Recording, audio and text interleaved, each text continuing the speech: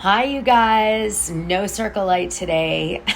On the road, on the run. Okay, so let's dish it. Let's dish some. Oh, you want to see Nobu and Marbella? Hold on, let me show you. See it? It's right there. I'm walking over there in a minute to go hang out. I'm in my friend's room right now. We're chilling. Ooh, it's so pretty, isn't it? Marbella.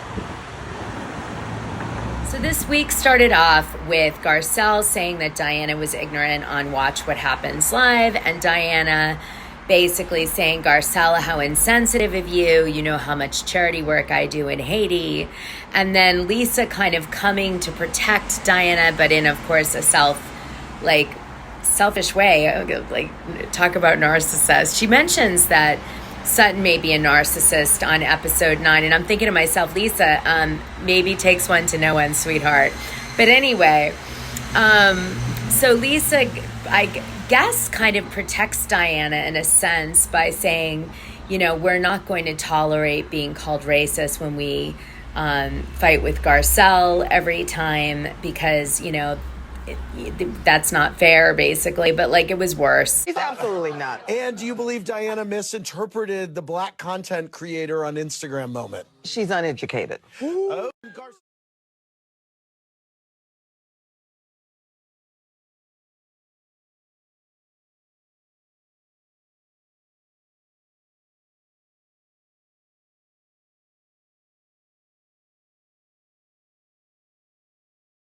I don't know, it was really strange. Then the Dubai girls came for Lisa, and Lisa just seemed really unhinged. And the Dubai girls basically were like, you know, how dare you come for us? We, you know, and I don't know, they made comments that implied that Lisa was racist. And then Lisa apologized and blamed it on the death of her mother. That's basically it in a nutshell. Yeah, I'll post you Lisa's apology on here. Why the hell not? I mean, you know, it was a lot.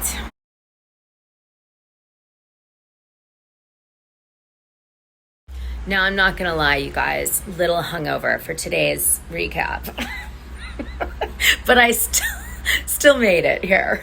Okay. So anyways, probably won't be my best. Okay, so also what happened this week is Kyle Richards started to see the footage come out of episode 9, and she was disgusted because, I mean, I don't know if it was the way the edit was or what, but oh my gosh, she looked so gross. I mean, you know, I have fondness for Kyle in my heart, obviously, from the old days, but seriously, what the hell was happening to Kyle in this episode? I mean, first of all, she's like laughing with Mauricio, like Dr. Evil, about Erika Jayne Girardi saying that, you know, telling Garcelle's young 14-year-old son to fuck off. It's like, what? And she's like, ha ha ha. And Mauricio's like, oh, I love when Erika does that. Like, what? Erika said to Garcelle's son, the 14-year-old, to go off. I was there. I mean, it's not funny, but it is funny. I think it's great that she did that. She's like, ha ha ha. Huh? And then, you know, Kyle is like basically beating up Sutton, like physically beating her up because she's talking about her miscarriage to Diana. She almost tackles Sutton when she says soulless. I was like, Kyle, calm down. No, she was definitely hammered. I mean, you know, when Kyle breaks out in the splits, she's drunk off her ass. That's an indicator. You know, I know that a lot of you guys think she just wants to show her flexibility, but it's a lot more than that. It's like maybe too much CBD oil or something. Anyway, a lot of the fans were like, is this Bravo's way of like getting rid of Kyle finally by giving her the worst edit in history so that like the fans will all turn on her and then they can get rid of this OG once and for all, like Vicky. So some fans speculated that this was a sign that Bravo is getting ready to dump Kyle. And I have to say, I kind of thought that myself. I did. It did cross my mind as I was watching episode 9. Kyle did this like Instagram post where she apologizes for her behavior and like kind of says it was taken out of context and that she didn't mean it the way it like shows it, and she was obviously really drunk and she's really embarrassed, okay? And she actually, the night after she shot that, she posted stuff saying she was like, uh-oh, because she must have woke up the next morning and went like, what the fuck happened? You know, what is happening? I don't know what I did last night. I really regret it.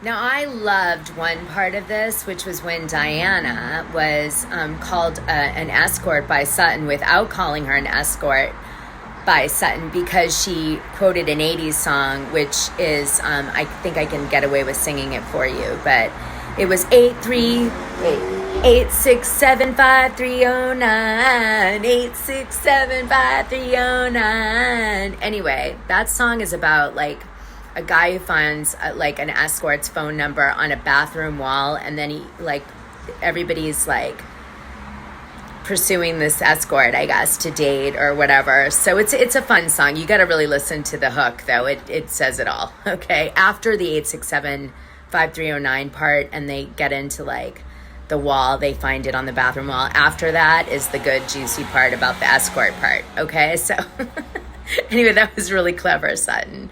Anyway, just to say it, you guys, it's so obvious for me that what's happening behind the scenes on the show is that the producers have planted in the women's minds off camera that it's very strange that Diana Jenkins is saying that she lost a baby and that maybe it isn't true, and suddenly is sick to all these events and very drama about it. And so that's been planted. And then Sutton kind of takes that lead, or whatever, like that feeling that the producers are giving, and running with it a little by kind of questioning, right? Like, why did Diana write that essay about losing her baby? And like, so, you know, very graphic. And then she's out partying like nothing happened. Okay. So like, this is definitely happening. And then Kyle's jumping in by trying to defend Diana, thinking that, no, it is really happening. But is it really happening with you, Sutton? Because Diana has said that you are making up life events to connect with people and be relevant in every scene hogger. And that's what Kyle's trying to do. Like, kind of, you know, almost revert the storyline that's coming for Diana and like switch it up for Sutton. Like, is Sutton lying about things like that? So Kyle's behind the scenes thinking is that, no, I believe that the miscarriage did happen, whereas I think Sutton didn't off camera. And so they're kind of taking different viewpoints. So Kyle, in her drunken way, was basically saying, I believe it's true, and then trying to be defensive to Diana, who's had this loss. And, you know, it comes like she's drunk and she can't like address it. You know, sometimes you're on the right side of what the producer's story is they're trying to tell, and sometimes you're on the wrong side. And on this particular one, Kyle was on the wrong side and Sutton was on the right side. And Diana was obviously, you know, figuring out that what's happening. Anyway, I found it very strange that the producers didn't spend more time on this debate of the miscarriage and Diana and this dynamic between Sutton and Diana. It suddenly jumps to Erika Jayne Girardi, you know, trying to sleep with Garcelle's son and, you know, telling her 14-year-old son to F off. By the way, I mean, I think Garcelle was in shock. Behind the cameras, I know she would never say this, but I think Garcelle was in shock with what Erika did. I really do. So I think that's why she didn't really react. And she sort of reacted, but she didn't. I think she was tired too. Because a lot of times we're watching the show and you forget that there are people who are like, have been partying for 7 hours and now they've got to like go fight with someone. And Garcelle was very classy not to address it. I'm sure she didn't want to address it in front of her kids, right? And I get that. But I mean, there was a part of me that wanted an explosive finale to that scene desperately. If not Garcelle, then someone saying, pull your messy ass together, Erika. Like, everyone is so tired of being, the collateral damage in your bullshit. You know what I'm saying? Like, it's just gross. Like, gross. I mean, I know she just gets off on being like a gnarly bitch, but it's like, enough is enough already. And, when you start to do it with kids, now she's going to try to pretend she didn't know how old he was and all this crap. I see the writing on the wall. But she knew. She knew. And, the truth is, what would have set me off in the conversation was when Jax came back and said to his mom, Garcelle, that I felt violated. He used the word violated. Go hear it. And that's it. I mean, I don't know. Would I have gotten physical with Erika in that moment? Maybe on the show, maybe. Especially being that, seasoned. When you're first on the show, it's shocking. When people fight or do awful things, you're like, you literally go into shock. Like, you can't function. Like, like if I said, the plane is going to crash, you're going to go, Now, if you've been through it a few times, you're trained, you can kind of get through that easier. And I think if I was a seasoned, I probably would have, I don't know, I might have done something really crazy because violated.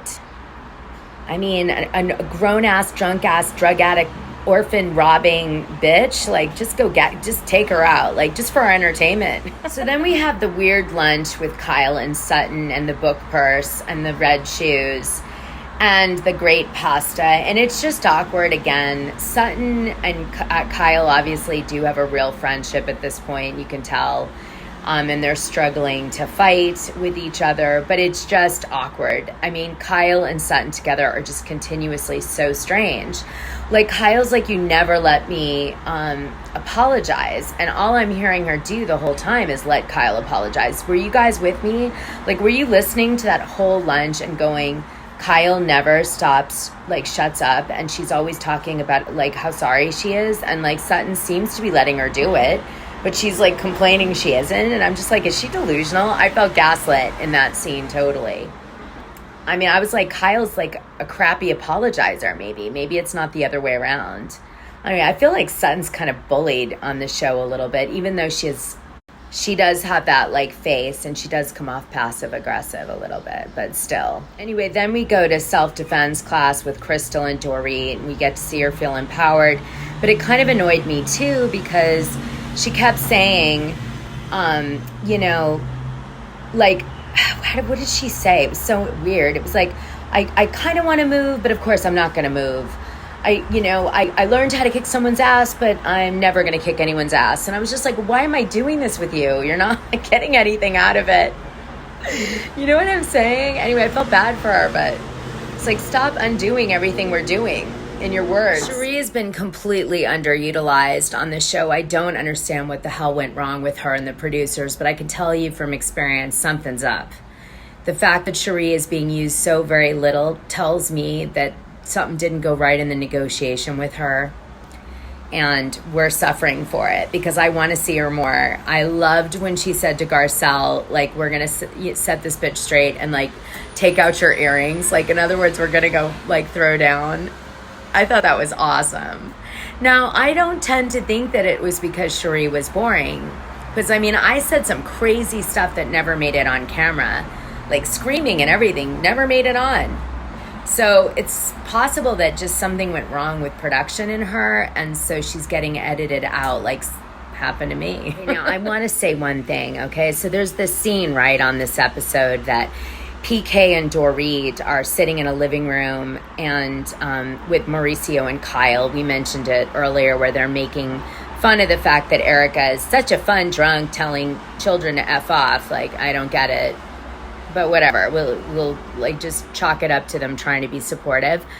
But the thing is that scene, what really struck me was that Dorit now twice on this season of Housewives has brought up divorce. She brought it up in a few episodes back when she said, you would never leave me or divorce me, to PK about the robbery. You know, and then she brought it up again, like, oh, I'd divorce you over that. And I thought, you know, sometimes people on the show will say things and like it's subliminal, you know what I mean? And the cameras catch it. You only notice it because the camera is weird. She's entitled to a blowout, in my opinion. Exactly. There's no question about that. And it was a blowout. She told Garcelle's younger to off. The next one she tried to bang. I mean, that's a blowout. No, you know This, my God. this sounds like Animal House. How many blowouts are you entitled to a year? Me, 2 a week. Oh my gosh. Says who? I'm allowed 2 a week. PK, you will find yourself in divorce court. So maybe I know a little more than just subliminal messaging, just saying. You might want to go on the Patreon. Then we go to the lunch at Sutton's house that she's hosting for everyone. She's so nice to do that. So then Lisa Rinna shows up with a new haircut, kind of looks like this. And everyone loves it at Sutton's party. And, okay, I have to take this filter off. Lisa is like, I can't make it to the table because the grass is too muddy and I don't want to get my new Dolce & Gabbana, like thick heeled shoes, which between you and me, guys, not a big fan of those. Well, but I just think those look stupid. Okay, just saying, just don't kill the messenger over here. Anyway, she wouldn't walk in the grass, which tells me one thing: you can't afford the shoes, honey, if you can't get them dirty. But beyond that, she kept making such a big deal out of it. I kind of felt like Sutton should have said, and am I wrong? Sutton should have said, you know what, Lisa, since you can't walk 4 steps in dirty grass to go to my luncheon, maybe you should get your ass out, like go. Bye-bye. Thanks for coming. See ya. Sorry you can't make it to lunch because you can't walk in the grass. I mean, anyway, nothing really happens at the lunch. Garcelle and Erika have like an uncomfortable dance. Erika says she's only going to drink 1, but we know she's going to drink more than 1 drink. Garcelle and Erika are definitely going to have a throwdown, but it hasn't happened yet. Lisa realizes that she's missed a mega part of the show and has to hurry up and create drama so that she doesn't get like into trouble, because as you know, her contract's coming up. So she's like, what can I do? So she goes in to attack Sutton about Diana, and also bring that back around, because like frankly the episode should have been about that mostly, and it wasn't. It was about Erika and you know, Garcelle. So anyway, hopefully we'll see Sheree attacking on the next one, I hope. They'll let her. Okay, one last thing I wanted to say. I'm really digging the LA Rescue Mission being featured. I actually work with the Rescue Mission. I did it for like 9 years and I love it, and I was really happy they featured that. I know that sounds corny, but for me that meant something. Finally something getting attention that was good, in my opinion. And I really appreciated Garcelle and Crystal serving at it for Thanksgiving. It's a great way to spend your Thanksgiving, and then you go home and you make your dinner with your family. It's like a great way of feeling grateful. If you guys haven't volunteered, you should do it. It's really fun to give, to make people feel like loved, you know, that maybe don't feel loved that often on Thanksgiving or Christmas. Anyway, I recommend it highly. They're always looking for volunteers. So Diana also has a scene where she's talking to Lisa, and we see their friendship developing. And Diana makes a few comments, you know, notices a few things. I actually thought she did gain some points in that sit down with Lisa for the show overall. But, you know, it's hard to forget all the gossip around Diana Jenkins as you're watching it. Oh my. Okay, Marbella people. Wow. Yeah. Maybe you should slow down. Jesus. Erika? No. Anyway, I don't know what we're even talking about anymore. I guess we're talking about whether Diana's miscarriage is a real thing or not. Whether Sutton is actually a secret villain. And whether Erika should be pitied instead of hated, although her actions are horrific. I guess that's where they leave us on this one. I don't know. Anyway, I'm hungover. I'm leaving now. I'm going to go party again. Bye, you guys. I hope you have such a good day. Like, subscribe, and hit that notification button. You never know what's going to happen on this network. Oh, I'm going to play you I went into these military tunnels and I took some video. It's really cool. So I'm going to end this video with it for your enjoyment. Mwah.